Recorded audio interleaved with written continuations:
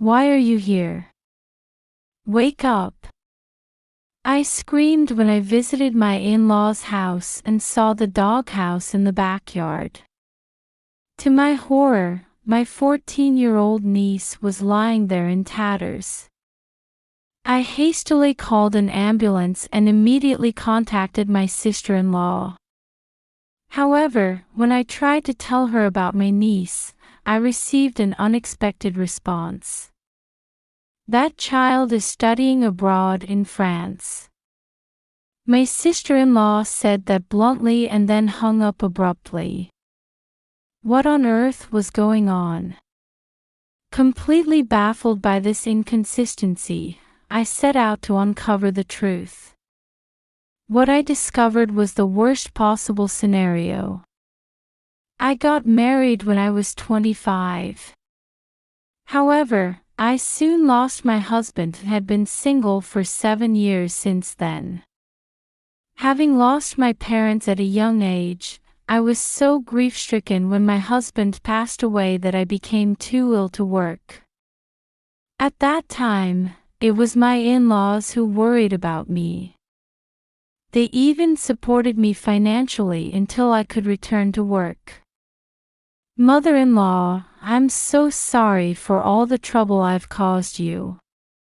What are you saying, Jennifer? You're like a daughter to me. Here's a spare key to our house. Come anytime you like. My mother-in-law smiled kindly and gently held my hand. I vowed to always be there for my in-laws if anything happened to them. I hugged her, tears streaming down my face, and made this promise in my heart. While my relationship with my in-laws was good, my brother-in-law Austin and sister-in-law Nancy were always harsh towards me.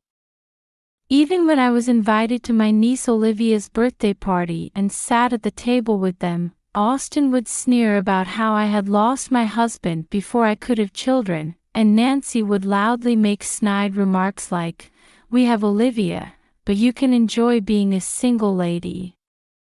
Don't forget the debt you owe our mother for supporting you financially," Austin would say.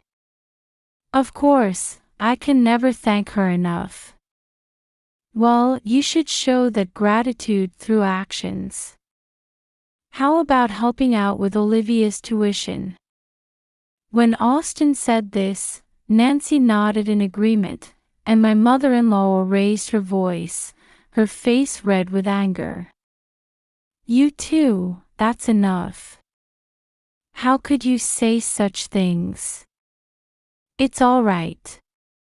You all supported me when I was alone and going through hard times. My mother-in-law always scolded the couple, but I took their words to heart. It wasn't just because I felt indebted to my in-laws. Aunt Jennifer, are you okay? Dad and Mom can be pretty harsh with their words. The one who looked at me with concern and said this was 14-year-old Olivia.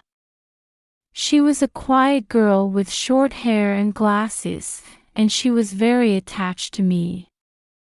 When I had lost my husband and was at a loss, my niece often visited my house to cheer me up. Olivia would listen to me talk about my work with sparkling eyes, saying, "Aunt Jennifer, you work for an international trading company and deal with people from all over the world, right? I'm so envious." Come to think of it, my job was my reason for living. As I spent time with my niece, I remembered that my husband had also supported my career, and I gradually regained my passion for work. It's no exaggeration to say that I was able to return to work thanks to her. Olivia, you've helped me so much too. I gently poked her soft cheek, and Olivia laughed and poked my cheek back. When I heard that she was aiming to enter a high school with a study abroad program, I couldn't help but want to do something for her. And because I felt indebted to my in-laws for their financial support in the past, I secretly gave money to Austin and Nancy for her tuition fees, as they had asked. I thought it would be for my niece's benefit. At that time, it all started a year ago when my kind father-in-law passed away. I'm worried about leaving Mom alone, Austin, who lived nearby, suddenly said and proposed living together at the in-laws' house. Even Nancy, who usually didn't try to interact with my mother-in-law, eagerly invited her, so my mother-in-law ended up living with Austin's family. However, once they started living together, Austin and Nancy began going out on weekdays and weekends, leaving Olivia behind. Sometimes, I was even called to the in-laws' house by Nancy to help out. One day, I received a sudden phone call from Austin. Mom's been admitted to the hospital for tests. It's your fault for always relying on her that she's gotten sick. You pushed her too hard. The next day, I was informed again that a serious internal disease had been discovered in my mother-in-law, and she couldn't be discharged. I was worried about her condition. Please let me visit her, I pleaded. What are you talking about? Even a slight cold could be life-threatening for her. You don't need to come. Stay away. When he said this, I suddenly realized my mistake. I had selfishly insisted on seeing her without considering my mother-in-law's feelings. I was ashamed of my thoughtlessness. Is there anything I can do to help? I asked. Well, I suppose we could accept some money for her care. You owe Mom, don't you? I immediately went to Austin and Nancy's house to deliver $3,000. I had heard it would be a long-term hospitalization, so I was sure my mother-in-law would have many expenses. Nancy came out of the entrance, quickly checked the amount after taking the money from me, and looked me up and down, saying, "Is this all? You're so ungrateful." However, she quickly said, "Well, I guess it'll do. Here, look at this," and thrust her smartphone screen at me. Mother-in-law. Ah, she looks better than I expected. That's a relief. The photo showed my mother-in-law sitting on a bed in what appeared to be a hospital room. Contrary to my expectations of seeing her covered in tubes, she was relaxed in her room wear. However, seeing my relief, Nancy sighed and said, "This is just a photo from when she was admitted for tests. It's much worse now. Please let me know if there's anything else I can do." I was frustrated that I couldn't help with the nursing care, as I was told that only Austin could enter the hospital room for hygiene reasons. After that, I started receiving frequent calls from him, asking for financial assistance for the treatment. I want Mom to receive the most advanced treatment, but it's too expensive to cover entirely out of pocket. You should pay too. According to him, my mother-in-law's health insurance didn't cover advanced medical care. I worked hard, believing that if it was for her to receive good treatment, it was worth it, and I gave him money whenever he asked. If this could make my mother-in-law healthy again, it was a small price to pay. I was also in daily email contact with my niece, who was worried about my mother-in-law, and we encouraged each other. At this time, I believed without a doubt that everything would turn out well. However, one day, I suddenly lost contact with Olivia. I wanted to set a time for our shopping date next week. Thinking she might be busy with plans with her friends since school was on summer break, I just sent an email and waited for her reply. But even by the evening before our planned meeting, there was still no word from her. This is strange. She's not the type of kid who would stand someone up. Feeling suspicious, I tried contacting Nancy, but I couldn't get through to her either. At that moment, feeling an odd sense of unease, I decided to go to the in-laws' house anyway. I arrived at my mother-in-law's house just as the sun was setting. There was no response when I rang the doorbell, and as I was standing there at a loss, I caught a glimpse of an old doghouse in the backyard of the in-laws' house. I knew they had kept a dog in the past, but I hadn't heard that they had started keeping one again. As I was looking at it curiously, I noticed something sticking out of the doghouse. Huh, what's that? It looks like a human hand. It was getting dark, so I couldn't see clearly, but I couldn't leave without checking. So I used the spare key my mother-in-law had given me to enter the house, opened the window leading from the living room to the backyard, and peeked into the doghouse. At that moment, my heart leaped into my throat in shock. To my horror, my niece Olivia was lying in tatters, chained up in the doghouse. "Why are you here? Wake up!" Olivia, sweaty and pale, remained motionless even when I called out to her. I hurriedly called an ambulance and then immediately phoned Nancy. I finally got through to her, but she sounded very annoyed. However, I had no time to worry about that, so I proceeded to explain the situation. "Nancy, I finally got through to you. Actually, Olivia is." But she interrupted me and said something unbelievable. "Oh, that girl is studying abroad in France." Moreover, after saying this, she added, "Austin and I are on a trip, so the house will be empty for about 5 days, and then hung up unilaterally. After that, no matter how many times I called, I couldn't get through. Olivia is here, so what on earth is going on?" Surprised by this unexpected response, I got into the ambulance that had arrived and headed to the hospital with Olivia. After that, thanks to the doctor's desperate treatment, Olivia recovered enough to speak. And from her mouth, the heinous acts of Austin and Nancy were revealed. "I guess it's because that was discovered," Olivia said in a small, hoarse voice, tears welling up in her eyes. Seeing her emaciated and grief-stricken, I felt a hot anger well up in my chest, and I decided to seek revenge.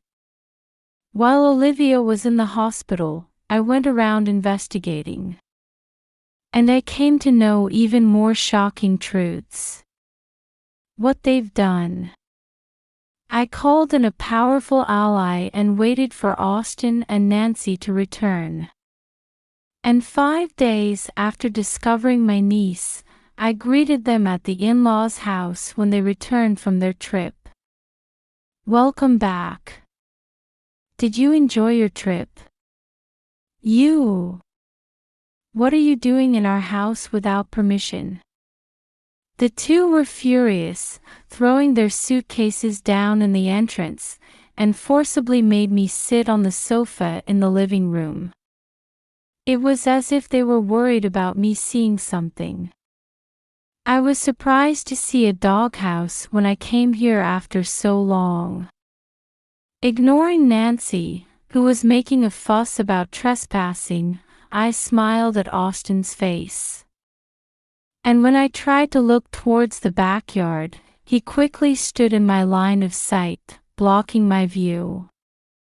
I was thinking of getting a dog as a surprise present for Olivia when she returns from France. Oh my, even though your mother's medical bills are so high. You really care about Olivia, don't you? I clapped exaggeratedly and pretended to be impressed. Austin looked uncomfortable, perhaps because he had been asking me for medical expenses, and Nancy replied with a cold sweat, "Of course, she's our precious daughter." "Ah, then I'll help by washing the doghouse since it's dirty."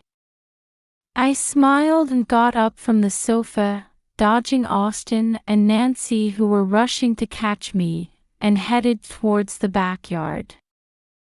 "Hey, don't walk around the property as you please." I ignored his voice and put on the slippers at the back door to go outside. When I peered into the doghouse, Austin clicked his tongue, and Nancy turned pale. There's an explanation for this. Austin, who had chased after me barefoot, tried to make excuses about Olivia being chained to the doghouse, but the doghouse was empty. "What's going on?" "There's no one here." Nancy also rushed over, and the two fell into great confusion. Oh my, was someone supposed to be in there? Like, Olivia chained up, perhaps. I glared at Austin and Nancy while lightly tapping the roof of the doghouse. The two of them flinched at the mention of Olivia's name and fell silent. At this point, I told them that I had discovered my niece 5 days ago and had already rescued her. Olivia had severe heatstroke. The doctor at the hospital said that if she had been left for one more day, she might not have been in this world anymore. I recalled Olivia, who had been having nightmares repeatedly during her hospital stay. She would always wake up at the point where she was scratching her neck in agony, unable to bear the thirst. The experience of being abandoned in the doghouse in midsummer left deep scars on her heart. Olivia can't even sleep alone at night, afraid that she might not wake up. I had been gently embracing her every time she cried and told me this. We would never do such a thing to our daughter. It must have been a burglar or something. Austin brazenly pretended not to know, completely oblivious to Olivia's suffering. That's right. We love our daughter.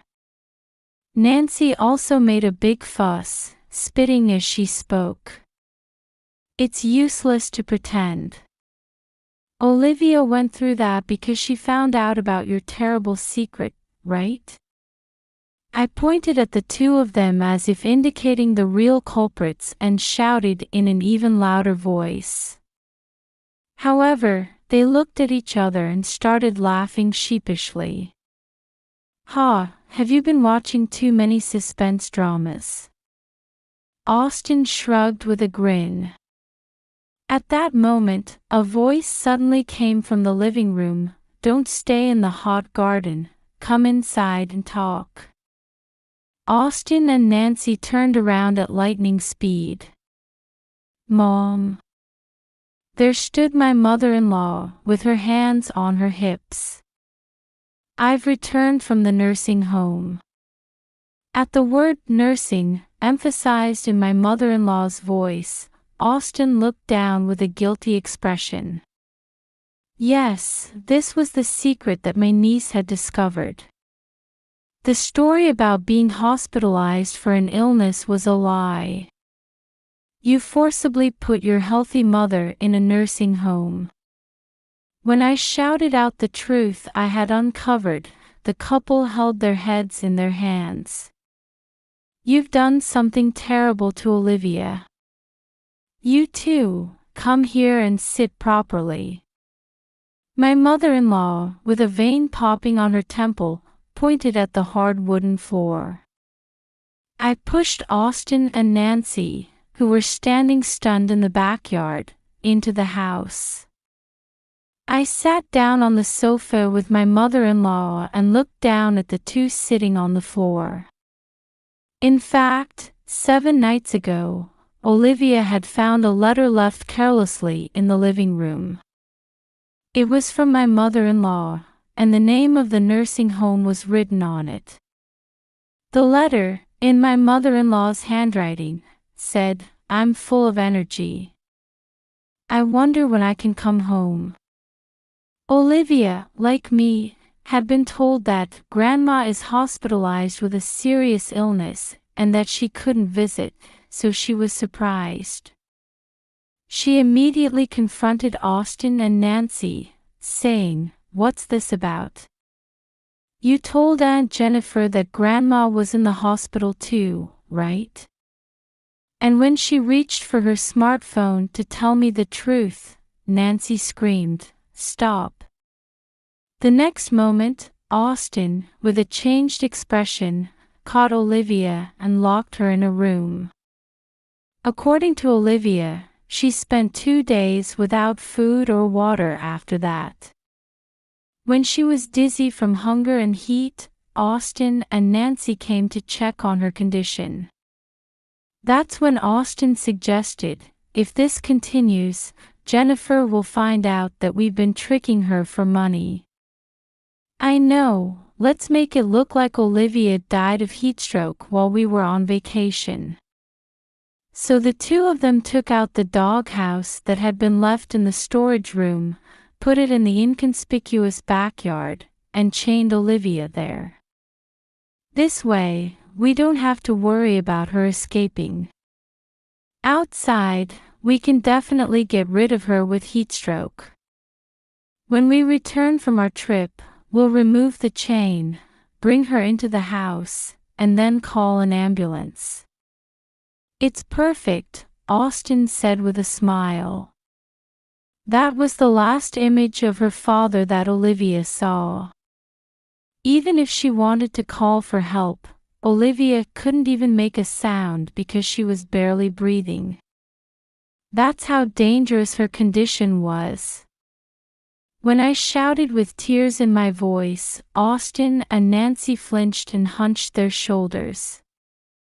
My mother-in-law also looked at them coldly. "What's this all about? You didn't use my money or your mother's savings to repay the debt, but for gambling and shopping, didn't you?" I handed my mother-in-law a box full of brand-name bags and accessories that I had found during my evidence search. Seeing this, my mother-in-law's eyes bulged. For things like this, to Jennifer and Olivia. My mother-in-law grabbed Austin's collar and shook him back and forth. "It hurts. My legs are numb and it hurts." That's not it. We were trying to increase the money through gambling and pay it all back at once. That's right. We just had bad luck this time. Nancy chimed in, but my mother-in-law didn't loosen her grip. "Your legs are numb. That's nothing. I wonder what would happen if we left you without food or water for a few days like Olivia." As I glared at them with cold eyes, they must have thought I was serious about locking them up.